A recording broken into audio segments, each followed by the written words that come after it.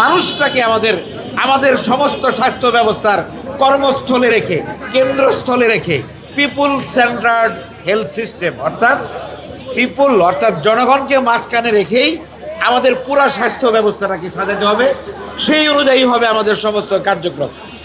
এই হলো আমাদের এবারে প্রতিপাদ্য যেটা, সেই সম্পর্কে আমি বললাম।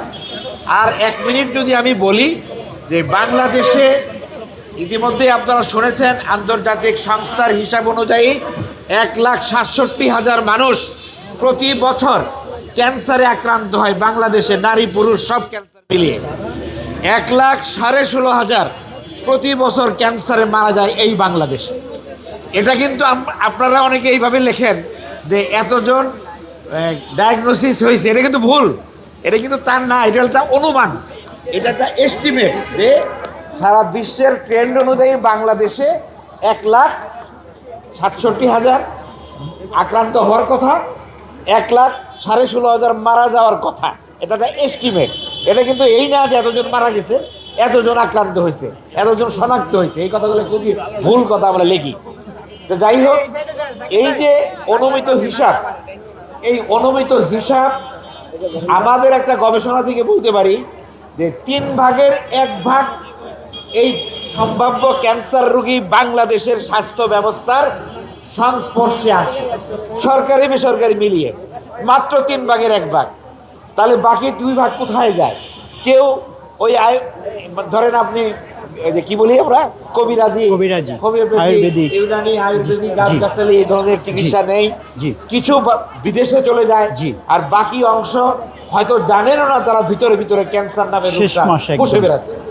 তো আমাদের নজর দিতে হবে, অর্থাৎ ক্যান্সার এই যে অনুমান যে হিসাবটা, অনুমিত হিসাবটা, এই হিসাবের কাছাকাছি মানুষকে খুঁজে বের করতে হবে। তারা কোথায় যায়?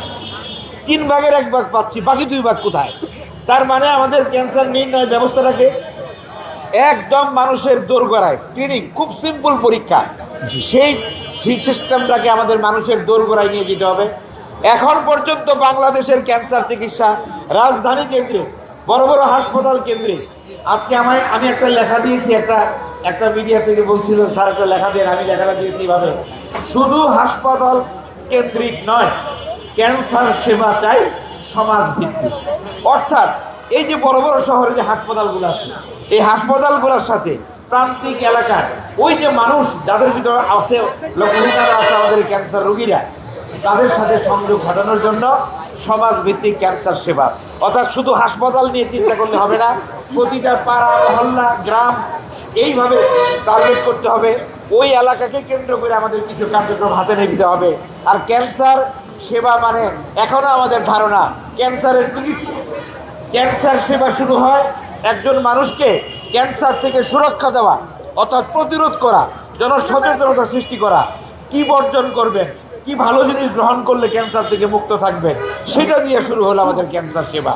এবং তারপরে স্ক্রিনিং, তারপরে ডায়াগনোসিস, তারপর চিকিৎসা। এবং আরেকটা আমরা ভুলে যাই, প্যালিয়েটিভ কেয়ার। যখন আমরা ধরে নিব যে এই রুগীকে আমরা সুস্থ করতে পারবো না নানান কারণে, বাড়ি যান, ভালো মন্দ খাবার, এই কথাগুলো অনেক পুরানো দিনের কথা। এখন ওই মানুষটার জন্য আমাদের কিছু করার আছে, তাকে সুস্থ করতে পারবো না, তার ক্যান্সারের জন্য তার ব্যথা বেদনা কষ্টটা আমরা যতটা লাঘব করতে পারি, যতটা তাদেরকে প্রশমন করতে পারি, এটাকে বলি প্রশমন সেবা বা প্যালিয়েটিভ কেয়ার। এই 4টা জিনিস নিয়ে আমাদের কাজ করতে হবে।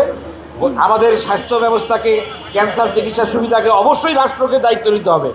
রাষ্ট্রকে অবশ্যই ক্যান্সার সেবা সুবিধা বাড়াইতে হবে এবং এটা উপজেলা পর্যন্ত যেটুকু সম্ভব সেটুকু নিয়ে যেতে হবে। ডায়াগনোসিসের সুবিধা বাড়াইতে হবে।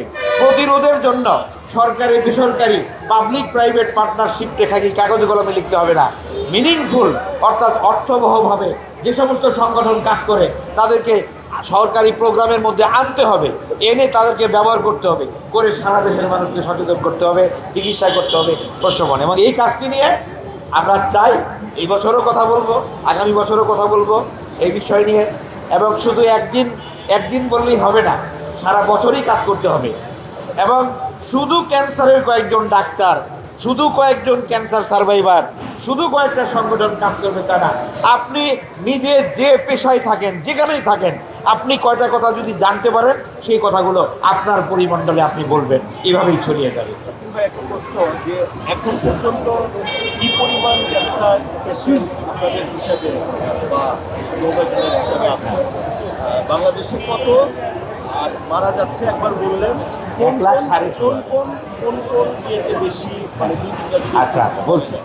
প্রথমত আবারও বলি যে বাংলাদেশে গ্লোবোক্যানের হিসাব অনুযায়ী, অনুমিত হিসাব, 1,67,000 মানুষ বাংলাদেশে প্রতি বছর ক্যান্সারে নতুন করে আক্রান্ত হওয়ার কথা, নতুন করে 1,16,500 মানুষ মৃত্যুবরণ করে, একটা তাদের অনুমিত হিসাব। এবং এর মধ্যে প্রধান প্রধান যদি বলি, একটা হলো মহিলাদের বা নারীদের হলো, 1 নাম্বার হলো স্তন ক্যান্সার, 2 নাম্বার জরায়ু মুখের ক্যান্সার, যেটাকে আমরা সার্ভাইকাল ক্যান্সার বলি, 3 নাম্বার মুখগহ্বরের ক্যান্সার, মুখের ভিতরে যে ক্যান্সার। পুরুষদের বেলায় ফুসফুসের ক্যান্সার, তারপরে হলো মুখগহ্বরের ক্যান্সার, এরপরে আমাদের খাদ্যনালী পরিপাকতন্ত্রের কয়েকটা জায়গার ক্যান্সার। কিন্তু আমি একটা সতর্কবাণী দিই, গ্লোবোক্যানের হিসাবে বলছে বাংলাদেশে পুরুষদের মধ্যে 1 নম্বর ক্যান্সার এই খাদ্যনালী বা ইসোফেগাসের ক্যান্সার। এই কারণেই আমরা বলছি বাংলাদেশে একটা জনগোষ্ঠী ভিত্তিক ন্যাশনাল ক্যান্সার রেজিস্ট্রি হওয়া দরকার। যতক্ষণ আমরা নিজেরা হিসাব বের করতে না পারবো ততক্ষণ আমাদেরকে গ্লোবোক্যানের হিসাব বলতে হবে। কিন্তু আমি বিশ্বাস করি বাংলাদেশে এখনো পুরুষদের মধ্যে সব থেকে বেশি যে ক্যান্সার হয় সেটা ফুসফুসের ক্যান্সার, লাং ক্যান্সার। কিন্তু ওই যে গ্লোবোক্যানের হিসাব তো বাংলাদেশের তথ্য নিয়ে করে নাই, তারা করেছে বাংলাদেশের আশেপাশের দেশের ওই যে জনগোষ্ঠী ভিত্তিক ক্যান্সার নিবন্ধন, সেই হিসাবকে বাংলাদেশের জনসংখ্যার নানান পপুলেশন ডিনামিক্স ব্যবহার করে তারা হিসাবটা দিয়েছে। আমি অফিসিয়ালি এটার প্রতিবাদ করতে পারবো না, কিন্তু আমি বুঝি যে এখনো বাংলাদেশের 1 নম্বর ক্যান্সার ফুসফুসের ক্যান্সার। ভাই একটু যদি শতাংশ করে বলতে যে এই যে স্তন ক্যান্সার, জরায়ু ক্যান্সার, এটা জরায়ু মুখের ক্যান্সার, স্তন ক্যান্সার হলো প্রায় 26 থেকে 27% নারীদের মধ্যে, এটা কিন্তু সব না, নারীদের মধ্যে, এবং 17 থেকে 18 ভাগ আসে জরায়ু মুখের ক্যান্সার। আর যেগুলি বললাম মুখগহ্বরের ক্যান্সার, এগুলি 8-9% আসে, বাকিগুলো 1-2%, 3% করে। আর যদি কেউ লিখতে চান, আমি গ্লোবোক্যানের এই 22 সালের ফ্যাক্ট শিটটা আমার মনে হয় কোন আপনাকে আমি দিয়েছিলাম, হয়তো আরও যদি কেউ চাইলে আমাকে হোয়াটসঅ্যাপে বললে আমি পাঠাই দিব একদম ফ্যাক্ট শিটটা, একেবারে নিজেরাই বের করতে পারেন কত মারা যাচ্ছে, কত আক্রান্ত হচ্ছে কোন ক্যান্সারে। ধন্যবাদ সবাইকে। এই সময়ে ছুটির দিন, আমাদের ছুটির দিন, তারপরে অনেকে আসছেন গণমাধ্যমের। আজকে আরেকটা কথা দাওয়াত দিয়ে দিই আপনাদের, এই 3টার সময়